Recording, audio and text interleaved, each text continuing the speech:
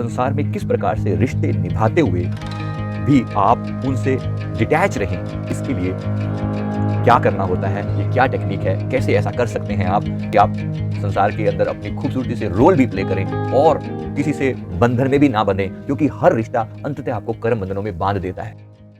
नमस्कार, self awakening mission से संजीव मलिक। दोस्तों, आज का हमारा टॉपिक बहुत ही सुंदर, बहुत ही पावरफुल टॉपिक है।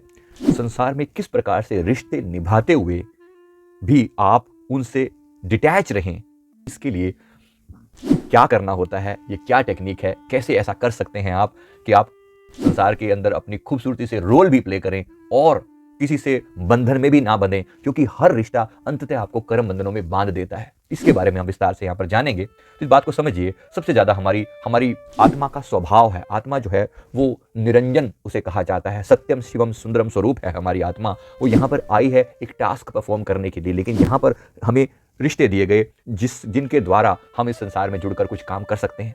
जो भी हमें सीखना है, यहाँ पर जो लर्निंग लेनी है, जो कार्य करना है, वो इन सब के साथ इसके बीच में रहकर ही करना है। लेकिन अधिकतर लोगों के साथ क्या होता है, लोगों के साथ रिश्ते निभाते हुए जो चीजें, जो व्यक्ति, जो घटनाएं, जो बातें फेवरेबल लगती हैं, उनसे हम अटैच हो जाते हैं। ये मुझे बार बार ये रिश्ता चाहिए, ये व्यक्ति चाहिए, ये वस्तु चाहिए, फिर हम उससे कनेक्ट हो जाते हैं, अटैच हो जाते हैं। और जब अटैच हो जाते हैं तो ये रिश्ता एक दर्द भरा रिश्ता बन जाता है। फिर हम उनसे एक्सपेक्ट करना शुरू कर देते हैं, उम्मीदें लगाना शुरू कर देते हैं, और जब उम्मीदें लगाते हैं तो वहां से दुख मिलने शुरू हो जाते हैं। तो क्या करें जिससे हम संसार में रहकर निभा भी पाएं और वो चीज हमें फिर दर्द भी ना दे, दुख भी ना दे। इसके लिए क्या किया जाए? तो इसके लिए एक बात को समझिए। सबसे पहली चीज क्या है, वो है इस बात को समझना कि ये जो अटैचमेंट है ये एक बीमारी है। इसको समझिए। लोगों को लगता है, अरे यार, क्या अपने माँ बाप से भी अटैचमेंट नहीं होनी चाहिए? क्या अपनी पत्नी से, अपने पति से अटैचमेंट नहीं होनी चाहिए? क्या अपने बच्चों से अटैचमेंट नहीं होनी चाहिए?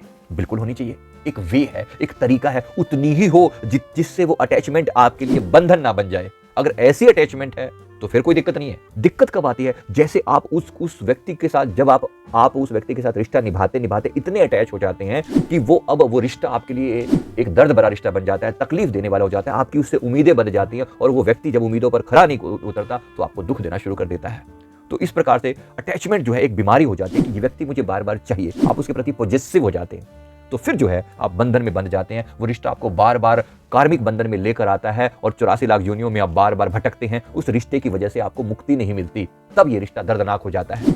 इस रिश्ते को कैसे निभाया जाए कि किस प्रकार से त्यागमयी भाव से हम रिश्तों के गुलाम ना बन जाएं, हम इनके कारण खुश रह पाएं, और न केवल अगर कोई आपका अपना छोड़कर चला जाए, उसका देहांत हो जाए या आपसे दूर हो जाए, तो आप एक ऐसे गम में ना चले जाएं कि बस अब सब कुछ खत्म हो गया। क्योंकि ऐसा हमने होता हुआ देखा है। कोरोना टाइम में कितने ही लोगों ने अपनी जान गंवाई है। तो लोग मर जाएंगे, कट जाएंगे, मिट जाएंगे।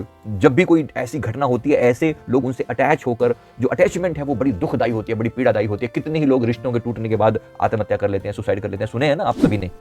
तो एक बात को जानिए, हमारी आत्मा का स्वरूप जो है वो बिल्कुल शुद्ध बुद्ध निरंजन स्वरूप है। वो किसी के साथ भी जुड़ी हुई नहीं है, अटैच नहीं होना चाहती। लेकिन फिर भी हमारे पास जो है, वो हमारे भीतर जो आत्मा है, जो हम है, हमारा जो होना है, वो जब इस संसार में आता है तो उसके साथ एक मन नाम का कंपोनेंट भी जुड़ जाता है, और मन लोगों से अटैच हो जाता है। इसलिए वो बहुत हद तक कनेक्ट होकर और फिर उनके साथ अपने दुख और दर्द की बातें शेयर करने लग जाता है, और फिर वो उम्मीद करने लग जाता है सर्टेन टाइप की, जो उसके बंधन का कारण बन जाती है। तो जीवन मरण से अगर मुक्ति पानी है तो रिश्तों को ढंग से निभाना सीखना होगा। जैसे जल में कमल निरालम, मुर्गा भी न साणे, सुरत शब्द भवत सागर तरिए, नानक नाम पछाणे। गुरु नानक देव जी महाराज हिंट देते हैं, संतों की भाषा में हमें समझ दी जाती है। जैसे जल में है कमल निरालम। अब जल में कमल का उदाहरण दिया जाता है कि कमल जिस प्रकार पानी में रहता है, लेकिन उसकी पंखुड़ियां जो हैं वो पानी के साथ टच भी होती हैं, लेकिन पानी को स्वीकार नहीं करती। पानी की बूंद उसकी पंखुड़ी पर टिक नहीं पाती। थोड़ी देर के लिए दिखे भी सही, लेकिन कोई अटैचमेंट नहीं, उसे गीला नहीं कर पाती। उसकी पंखुड़ियां वैसे ही बनी रहती हैं। जैसे जल में है कमल निरालम, कमल जल में रहता हुआ भी निराला रहता है, उससे अलग रहता है। इवन कीचड़ में भी खिलता है तो भी कीचड़ का उसके ऊपर असर नहीं, कीचड़ की दुर्गंध को ग्रहण नहीं करता, बल्कि अपने अंदर उसकी एक सुगंध है। जैसे जल में है कमल निरालम, मुर्गा भी न साणे। मुर्गा भी नाम का एक पक्षी होता है जो पानी में गोता लगाता है अपने शिकार को पकड़ने के लिए, पानी में डुबकी लगाकर बाहर भी आ जाता है, शिकार भी पकड़ लेता है, लेकिन उसके पंख कभी भीगते नहीं, और वो गीला होकर वहां अटक नहीं जाता, फंस नहीं जाता। तो ये विशेषता बताइए कि जैसे परमात्मा ने इनको विशेषता दी है, ये तो पशु और पक्षी हैं या कमल है या निर्जीव चीजें हैं, इनके अंदर भी वो परमात्मा ने ताकत दी है, तो हमें तो दी ही होगी, हम तो इंसान हैं। हमें बस याद करना है कि मेरे अंदर ये गुण मौजूद है कि मैं रिश्तों को निभाते हुए भी इतना डिटैच रह सकता हूं कि सबके बीच में होता हुआ भी मैं बड़ी आसानी से अपनी आत्मा से कनेक्ट हो रह सकता हूं और सबसे निभाऊंगा, प्यार करूंगा, सबको प्यार दूंगा, लेकिन फिर भी कोई रिश्ता मेरे मन पर हावी ना हो जाए, इस बात का मैं ख्याल रखूंगा। जब आप ऐसा सोच लेते हैं तो फिर रिश्ते आपके लिए दर्दनाक नहीं रह जाते।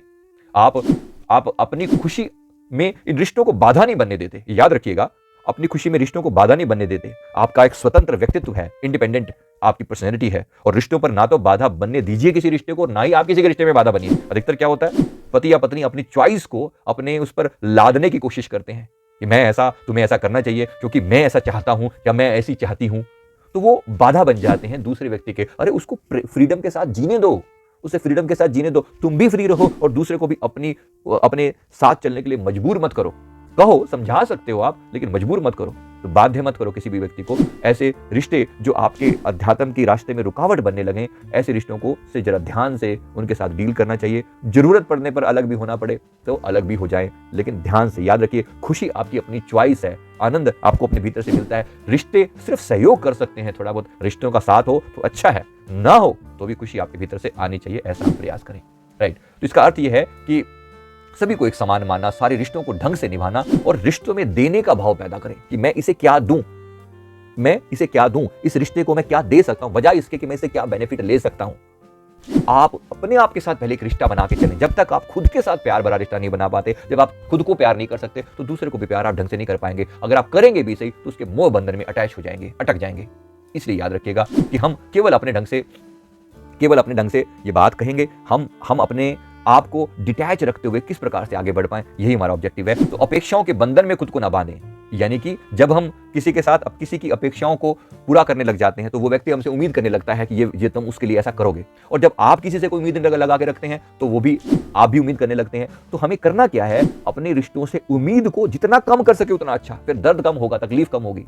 जितने हम रिश्ते को कम कर पाए उतना अच्छा, उम्मीद कम कर पाए, उम्मीद कर पाएं। ये जानिए कि मेरी शांति मेरे ही भीतर है, मेरा आनंद मेरे ही भीतर है, और इस व्यक्ति से मुझे कुछ मिलेगा या नहीं मिलेगा, जो आनंद है वो मेरे भीतर पहले से है। जब आपका ध्यान अपने आप पर होगा, अपने आप से प्रेम होगा, तो दूसरे का प्रेम आपको बंधन में नहीं बांधेगा। याद रखना, बंधन मुसीबत है, रिश्ते मुसीबत नहीं है।